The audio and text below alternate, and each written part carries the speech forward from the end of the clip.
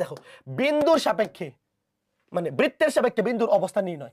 ধরো এই যে একটা বৃত্ত, বৃত্তের সাপেক্ষে একটা বিন্দুর অবস্থান নির্ণয়। একটা বৃত্তের সাপেক্ষে একটা বিন্দু দেখো ভিতরে থাকতে পারে, ধরো একটা বিন্দু একটা বৃত্তের সাপেক্ষে ভিতরে থাকতে পারে, উপরে থাকতে পারে, বাইরে থাকতে পারে।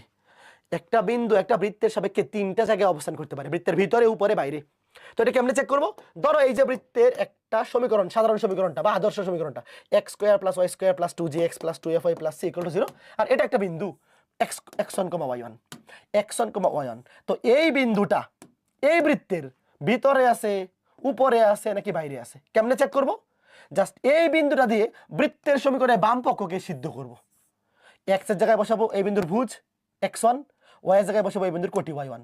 বসানোর পরে দেখো এই যে লেফট হ্যান্ড সাইডটা, এই লেফট হ্যান্ড সাইডটার মানটা চেক করবো। দেখো এই লেফট হ্যান্ড সাইডের মান যদি 0 থেকে ছোট হয়, মানে নেগেটিভ হয়, 0 থেকে ছোট হইলে বিন্দুটা বৃত্তের ভিতরে আছে।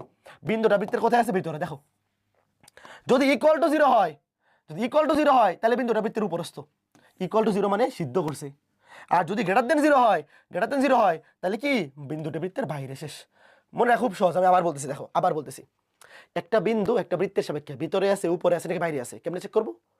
বিন্দুর স্থানাঙ্ক দিয়ে বৃত্তের সমীকরণে বাম পক্ষকে সিদ্ধ করব। মানে x এর জায়গায় বসাবো এই বিন্দুর ভুজ x1, y এর জায়গায় বসাবো এই বিন্দুর কোটি y1। বসানোর পরে দেখবো যে লেফট হ্যান্ড সাইডের মান যদি 0 থেকে ছোট হয়, ছোট মানে ভিতরে আছে, আর ইকুয়াল টু 0 মানে একদম বৃত্তের উপরস্থ, আর গ্রেটার দেন 0 মানে বাইরে। বুঝছো? 0 থেকে ছোট হইলে, লেস দেন হইলে ভিতরে, ইকুয়াল টু হলে উপরে, গ্রেটার দেন হলে বাইরে।